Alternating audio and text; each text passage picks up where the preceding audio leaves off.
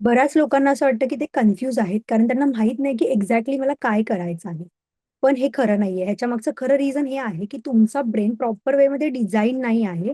कारण तो ह्या पद्धतीने डिझाइन झाला, की तो प्रत्येक वेळेला फोकस प्रॉब्लेमवरतीच करतो रादर दॅन सोल्युशन किंवा आउटकमवरती.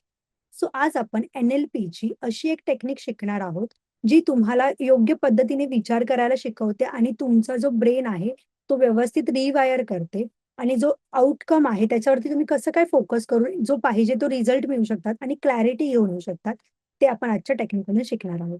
आपला जो ब्रेन आहे ना, तो एक गोल सीकिंग मशीन सारखा आहे. म्हणजेच काय, की तुम्ही त्याला जे शोधायला सांगणार ना, तो तेच शोधणार. समजा जर तुम्ही सतत असा विचार करतायत, की मी जर फेल झाली तर, माझा हा डिसिजन चुकला तर, ही गोष्ट माझ्यासाठी वर्क ऑन नाही झाली तर, याचा अर्थ तुम्ही सतत प्रॉब्लेमचा विचार करताय. जर तुम्ही सतत प्रॉब्लेमचा विचार करत राहिला, तर तुमचा माइंड जो आहे ना, तो सतत प्रॉब्लेमच शोधत राहणार कुठच्याही सिच्युएशनमध्ये. सो NLP आपल्याला तेच शिकवतं, की कसं काय आपण योग्य प्रश्न आपल्या माइंडला विचारून, आपलं जे विचार करण्याची पद्धत आहे ती बदलू शकतो, जेणेकरून आपल्याला क्लॅरिटी येईल आणि योग्य आउटकम मिळेल. तर ह्या NLP टेक्निकचं नाव आहे आउटकम फ्रेम.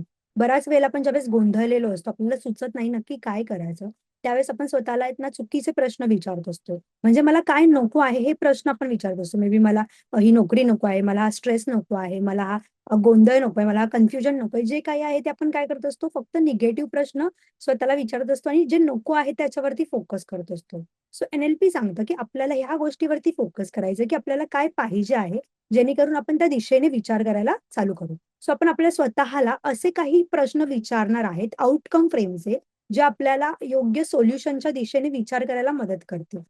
पहिला प्रश्न, मला खरंच काय हवं आहे? सो तुम्हाला ह्याच्यावरती फोकस करायचं, की तुम्हाला एक्झॅक्टली काय पाहिजे आहे आणि ते तुम्हाला तुमच्या बुकमध्ये लिहून काढायचं आहे. सो तुम्ही ही जर टेक्निक आता यूज करत असाल ना, तर फक्त विचार डोक्यात नका करू. तर पेन आणि पेपर घ्या आणि त्याच्यावरती लिहून काढा, की खरंच मला काय हवं आहे. दुसरा प्रश्न, माझं ध्येय पूर्ण झालं आहे, मला कसं समजेल? सो तुम्हाला ह्याच्यावरती विचार करायचा, की जे काही तुम्ही ठरवलंय, की मला काय हवं आहे. सो ते जे हवं आहे ते पूर्ण झालंय, हे तुम्हाला केव्हा कळेल किंवा काय पॉसिबिलिटीज होतील किंवा काय गोष्टी अशा होतील तेव्हा तुम्हाला कळेल की ते पूर्ण झालं आहे. तिसरा प्रश्न, जर माझं ध्येय साध्य झालं हे मला जेव्हा कळेल तेव्हा मला कसं वाटेल? मला कसं फील होईल? मला काय विचार येतील? मला आजूबाजूला कसं दिसेल? ते तुम्हाला लिहायचं आहे. चौथा प्रश्न, माझं जे ध्येय आहे ते साध्य करण्यासाठी माझ्याकडे अगोदरच पासून काय असे रिसोर्सेस आहेत किंवा अशा काय स्किल्स आहेत, ज्या मी यूज करू शकते किंवा करू शकतो, जेणेकरून मला त्या ध्येयापर्यंत पोहोचायला मदत होईल. आणि 5वा प्रश्न, मी आज कोणतं एक छोटं पाऊल उचलू शकतो, कुठली एक छोटी ॲक्शन घेऊ शकतो, जी मला माझ्या ध्येयापर्यंत घेऊन जाईल.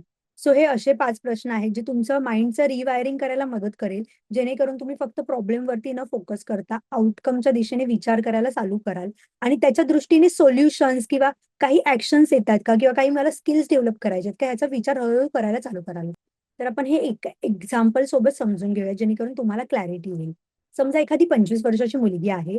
तिला करियर करायचं आहे, पण ती कन्फ्यूज आहे 2-3 गोष्टींमध्ये. मे बी तिला डान्सिंग येत असेल, मे बी तिला बेकिंग येत असेल किंवा तिला अजून कुठचीतरी गोष्ट आहे. मे बी तिने जे शिकलं आहे, तिने डिग्री घेतली आहे त्याच्यामध्ये करियर करायचं. सो मी नक्की कुठची गोष्ट करू ह्याच्यामध्ये ती कन्फ्यूज असेल, तर ती स्वतःला कसे प्रश्न विचारेल? तर ती सगळ्यात पहिल्यांदा स्वतःला हा प्रश्न विचारेल, की मला खरंच काय करायचं आहे? की अशी एक गोष्ट जी मी आयुष्यभर आनंदाने करू शकते. समजा जर त्याच्या 3 गोष्टींपैकी तिने विचार केला, की मी बेकिंग चूज करेल. तर तिला हा प्रश्न विचारायचा आहे स्वतःला, जर मी बेकिंग हा ऑप्शन चूज केला, तर ते काम करताना मला आनंद वाटेल का? मला उत्साह येईल का? पुढचा प्रश्न ती स्वतःला विचारू शकते, माझ्याकडे त्याच्यासाठी लागणारे जे कौशल्य लागतात, जे स्किल्स लागतात, जे रिसोर्सेस लागतात, ते माझ्याकडे ऑलरेडी आहेत का? किंवा ती जर मला डेव्हलप करायची असेल, तर मी ते डेव्हलप करू शकते का? आणि मला ती डेव्हलप करायला आवडेल का? आणि ज्यावेळेस मी या बेकिंगच्या बिझनेसमध्ये असेल, त्यावेळेस मला कसं काय आयुष्य जगायला आवडेल? मला आनंद मिळेल का त्याच्यातून?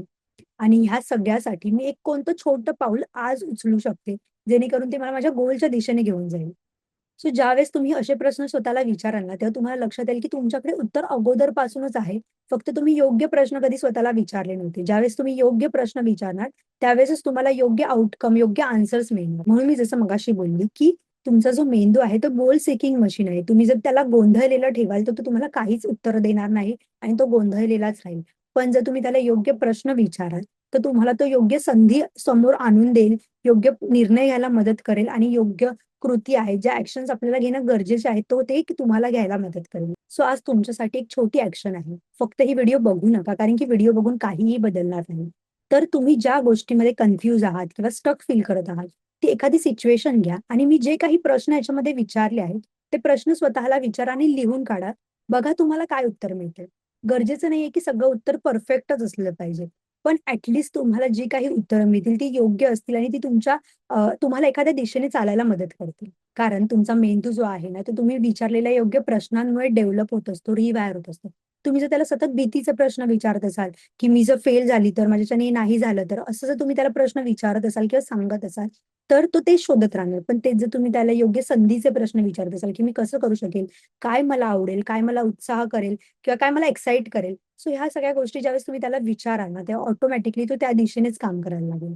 सो ही जी स्टेप आहे, ती पहिली स्टेप आहे, की तुमचं ब्रेन कसं तुम्ही रिवायर करू शकतात आणि योग्य दिशेने त्याला नेऊ शकतात. जेणेकरून तुम्हाला हळू क्लॅरिटी येईल आणि मग कॉन्फिडन्स येईल आणि मग तुम्ही तुमचं जे योग्य ध्येय आहे, तुमच्यासाठी जे गरजेचं आहे, ते तुम्ही अचीव्ह करू शकाल. तर NLPची ही आउटकम फ्रेम आहे ना, तिचा मोटिव्हच हा आहे, की तुम्ही प्रॉब्लेमवरती नाही, तर सोल्युशनवरती फोकस करा. आय होप तुम्हाला पूर्णपणे क्लिअर झालं असेल, की तुम्हाला कसं विचार करायचा आहे आणि कशी एक छोटी स्टेप घ्यायची आहे तुमचं ब्रेन रिवायर करण्यासाठी. जर तुम्हाला याच्या रिलेटेड काहीही प्रश्न असतील, तर तुम्ही मला कमेंटमध्ये नक्की विचारा. व्हिडिओ आवडली असेल, तर व्हिडिओला लाईक करा, चॅनलला सबस्क्राईब करा आणि तुमचे जे फ्रेंड्स आहेत, जे 20मध्ये आहेत, त्यांच्यासोबत नक्की शेअर करा. त्यांना पण नक्की हेल्प होईल. आणि तुम्ही जर तुमच्या 20मध्ये असाल आणि तुम्ही जर कन्फ्युजन, स्टक फील करत असाल, तर माझा अपकमिंग वेबिनार आहे, जो स्पेशली 20s मधल्या लोकांसाठी आहे, की कसं काय ते त्यांच्या माइंडसेटचा यूज करून ते योग्य दिशेने जाऊ शकतात आणि तो जो माइंडसेटची जी पॉवर आहे, ती कशी काय आयुष्यामध्ये बदल घडवून येऊ शकते, त्याच्या रिलेटेड तो वेबिनार आहे. सो त्याची मी लिंक दिली आहे आणि अशाच तुम्हाला फ्री सेशन्स अटेंड करायचे असतील रिलेटेड टू माइंडसेट, तर माझ्या WhatsApp व्ही-आय-पी ग्रुपची लिंकही मी खाली दिलेली आहे आणि तुम्हाला अशाच mindset related, finance related, holistic wealth related video जर तुम्हाला बघायचे असेल, तर चॅनलला सबस्क्राईब करायला अजिबात विसरू नका. Thank so much.